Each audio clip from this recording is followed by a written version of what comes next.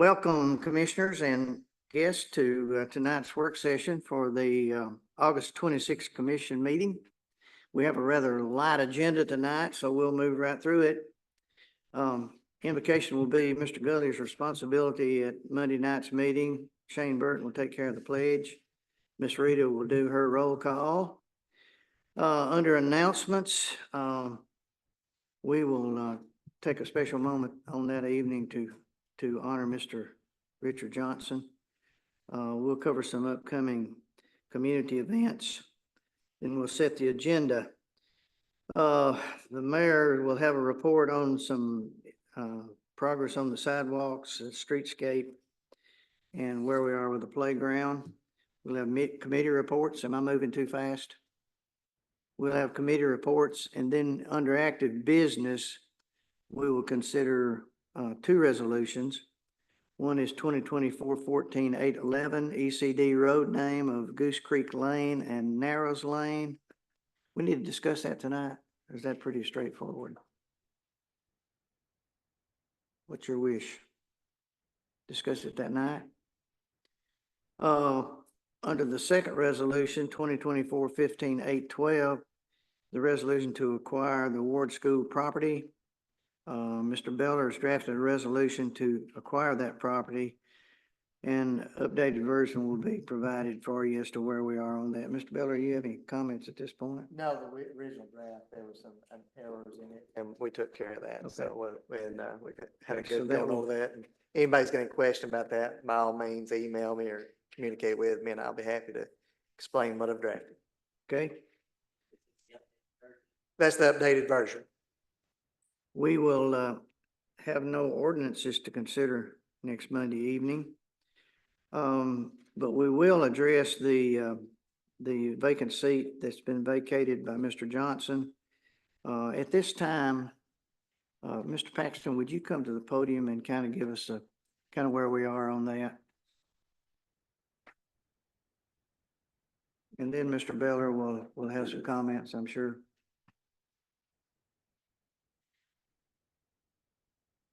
We had the November election, and there was a qualifying deadline time for that. Because of when the vacancy occurred, then we were unable to use the qualifying deadline, which was August the 15th.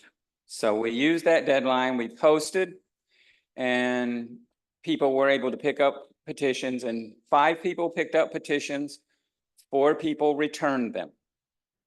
Those petitions I have processed and will present to the Election Commission at a special meeting tomorrow evening, and then they will accept or reject. I see no reason for them to reject them, and those 4 names will then go on to the November ballot, and whoever wins that election will then take the seat.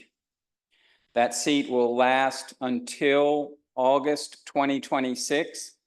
So it's called an unexpired term is the fancy term we use for that, but they will finish out the term. And then in August of 2026, whoever wins that election will then have the option, just as all of you will have, to choose to run again if they want to or not. Some other things that we want to look at is whoever wins the November election will need to be seated. My recommendation, and Mr. Beller and I have talked about it, is that you seat them on December the 1st. The reason I say that is there are some processes after an election. The election has to be certified by the Election Commission, and then candidates will have up until the November 30th deadline to challenge that election. So I think it makes sense to allow those 2 processes to play out. And then if nothing happens, which I would expect it wouldn't, then you would seat them on the 1st. That person would take office on the 1st. So that would be my recommendation. The other thing I'm assuming you'd like to discuss, or you tell me no, is whether you need to appoint someone. Is that something you wish to discuss? one, and seems to be, the Tennessee Code Annotated is not always as clear as we would like it to be. And that may be a mild understatement in this case. Your charter, states that, you'll immediately, on the occurrence of a vacancy, the commission shall elect some person having all the qualifications required for the office, who shall fill the vacancy until a replacement shall be duly elected and qualified. That's not what the Tennessee Code Annotated says. And there's a particular process we use if this body decides that that's what they want to do to appoint someone, that's one process. The conversation with Mr. Paxton and I, there's really no repercussions for allowing this to go to the November 5th general election, if that's what this body chooses to do. If you decide you want to go forward next week, then any person that you would want to have for appointment, someone from this body would have to nominate them. And it doesn't require a second, it just requires one nomination. And depending upon how many nominees we have, depends upon the process that we use to appoint someone through an election in this body. There is no secret ballots. It would be a recorded vote, whom you would vote for. Typically speaking, if you have you have two persons that are nominated, and the majority rules. And in this instance, we wouldn't have, assuming everyone's here, there's no tiebreaker. So that would be the process. But if you have more than one that's nominated, then typically speaking, what we've done, this body sets the rules for that. And what I would recommend is we establish that before we go forward with the election, to make sure that's clear with everyone. Typically, it's the top two vote getters on the first go round. If there's a tie in the second place spot, then that would be the three, unless there's four. So that's typically the process, the way it would be done. Other than that, Mr. Paxton, do you have any follow up on that other than what I've said? No, sir, except that from an election standpoint, what Mr. Beller said is correct. The TCA says that you have up to 120 days after the vacancy until you must appoint someone. So up until that point, you don't have to. And it says if there's especially if there's an election going to fall in that time period, which there is. Our charter also says that when a vacancy occurs, that it'll be filled at the next general election. So you are meeting that requirement. It's just that second part where it says the immediately part. That's what you would have to determine as a body what you wanted to do. And follow up to that, I have done further research. This is not an act that is part of your quote unquote ministerial functions as a commissioner. So, and there are no sanctions in the Tennessee Code Annotated. And even there's an Attorney General's opinion in 2004. I'm reiterating what that opinion says. So if anybody's wondering, well, what effect is that to us? None. It's just simply a choice of this body, what you want to do. If you want to have an appointment coming up, or if you want to set it over to the November election, that's this body's choice. 40, 50 years like that, when we have a vacancy, the court, this body here, I don't know if we've got 2 or 3, don't matter. You vote for who you want to, and whoever gets the most votes, one wins the seat. Been done that way for years. Splitting the rest, is that what you're saying? I'm sorry to leave. I may not be clear on what you're saying. I'm just going based on the voting, what the statute requires. And under 55109, a majority of all the members constituting the county legislative body, and not merely a majority of the quorum, shall be required. And then it's talking about those particular decisions. So I would say that whoever is your appointee, if that's what the process you want to use, the majority is required. Down. If you got five, you're gonna have to narrow it down. You may have to have more than one vote on it, That's in and rounds, you can do it, in rounds, yes, sir.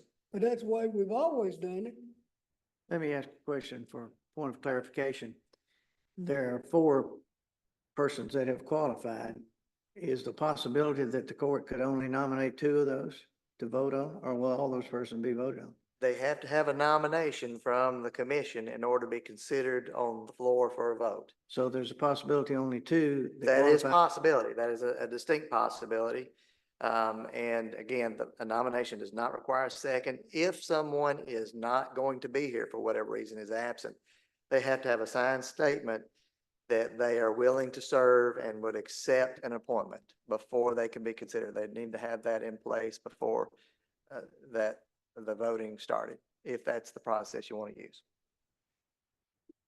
Can we make a motion tonight to set it to the November instead of us appointing somebody? You can't do that tonight. That's what It's a work session. You can't, it has to be next week. That's what you want to do.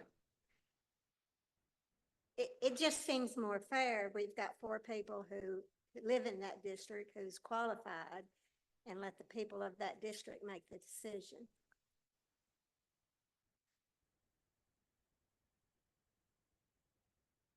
You have a question?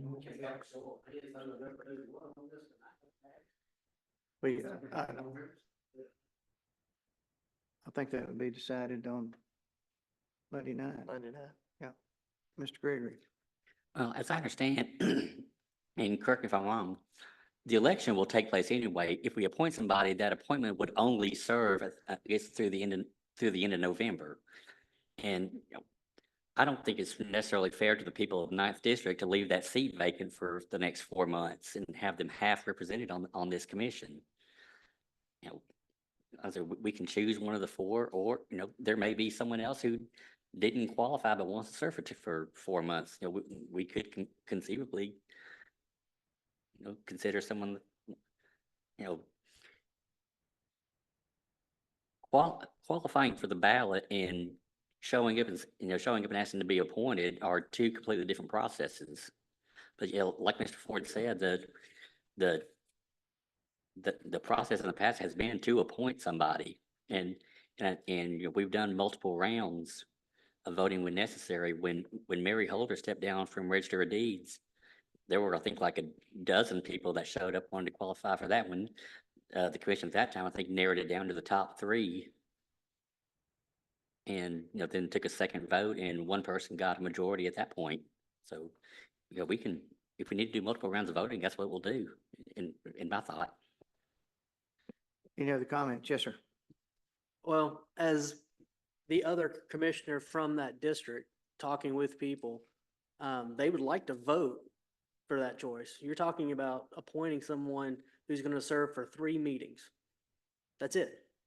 They're going to serve for, we appoint them, they'll serve for September, October, November, and then they would. May I address something? Sure. Mr. Paxton earlier indicated that if it were done in an election setting, they would have to certify that by a lag time, there'd be that December 1st. Is that correct? Yes. Okay. All right. So they wouldn't, if they were appointed, they wouldn't be that meeting, it'd be the following meeting. So even if you got to it, I mean, that just goes to the point. So they wouldn't even be serving in the September meeting. They would be serving the October, November, and then that'd be it. So we're only talking about two meetings worth of appointing someone. So I don't, from the constituent stand, they'd rather just vote on it themselves and make the choice. We've already got 4 candidates who've turned in, met all the qualifications. So it's not like we're having to find someone to be put in the situation. But we've already got candidates waiting to be voted on. But that's my opinion. Okay, Ms. Russell? So we're talking about changing something that has been done this way for 40 years. And that's kind of what I have a problem with, that if this is how it's been done, let's not just change it, just to go historically how it's happened. Any other comments? Yes, sir. If I remember correctly, when my mother stepped down, she stepped down right before an election. No one was appointed in her place for her district. It was waited and the vacancy was filled by the election. Okay. So it hasn't always been by appointment. Any other comments? Any other questions of Mr. Paxton or Mr. Beller? Yes, sir, Chris? Just to reiterate, this seat will ultimately be filled at an election regardless of who we appoint. That election in November will take place. Whoever we appoint would only be until that election is certified, then the appointment's out and the elected person is in. Thank you. Any other comments? Yes, ma'am. Me and two other people were appointed all at the same time. So it is something that we've done. Any other questions of Mr. Beller or Mr. Paxton? I'll throw something in there. We've always done it this way. It's some of the most dangerous words in history. Your point is well taken, Mr. Crook. Anybody else? If not, we're going to move on. After that part of business is taken care of, we'll go to public comments and then we'd be set to adjourn. Anyone like to make a motion to adjourn? Question? Yes, ma'am. After the Budget and Finance Committee meetings, on the second page, I don't understand one sentence. It says Spirit Architecture has met with the mayor and sheriff on numerous occasions and has performed planning services to determine the space needed for a new jail. And it's the next sentence that I just don't understand. We will not be able to see a product until completion. What does that sentence mean? Mr. Gully? You're gonna have to tell me where you're at. Okay, I'm sorry. Under minutes of the Budget and Finance minutes. Right here. On the Several budget pages. finance or on the commission agenda? Here. Okay. Here's where she The is. second page of that, Okay, the ones under where it says 171 capital projects? Is that what Yeah. you're asking? Oh, I think what we're saying there is this, and I think this clears this up about as clear as it can be.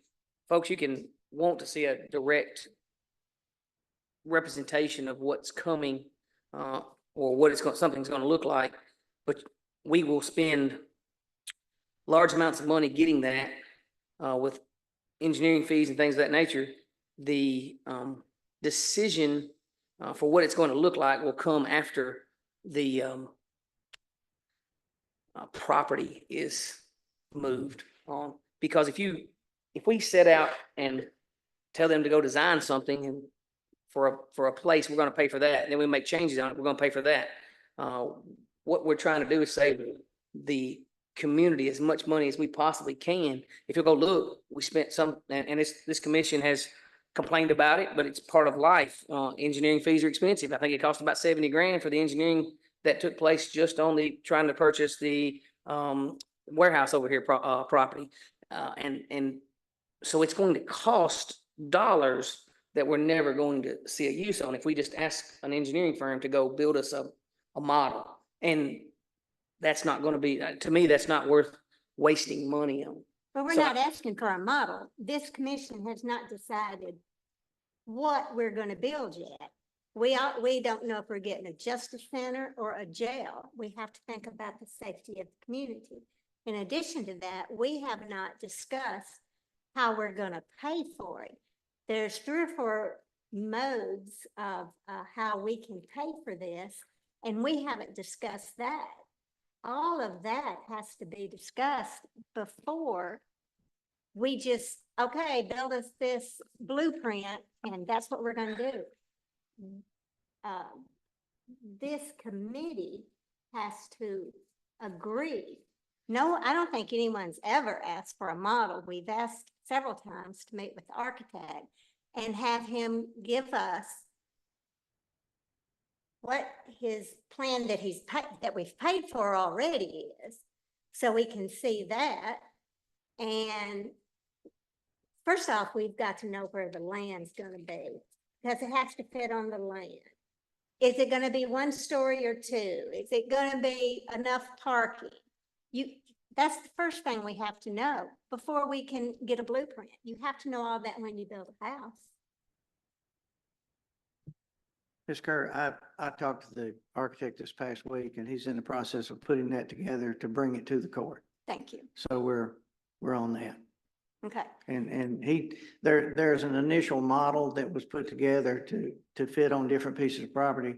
And he'll be coming hopefully to our, not Monday night, but to our next meeting to meet with the court and lay all that out. okay. And, we need to know where we're talking about the land. Mhm. We're in the process of trying to nail that down now too. So everything's still moving forward. So this last sentence of "we will not be able to see a product until completion" is not an acceptable sentence. Because we, the commission, will need to vote on what we are buying, what we are providing our county. Well, Mr. Langford will be laying that out before us to where you can see exactly what we're looking at. So Exactly what we're gonna do, what? Mr. Langford with Spirit Architecture is putting that together to bring before this court for everyone to know what it's looking like. What it's looking like, and then, adjustments can The be model, made mhm. as required, as needed, if Yeah. needed. Yes, ma'am. Thank you. Any other concerns tonight? If not, I'd entertain a motion to adjourn. Motion to adjourn. Second, all in favor, say aye. Thank you for your participation.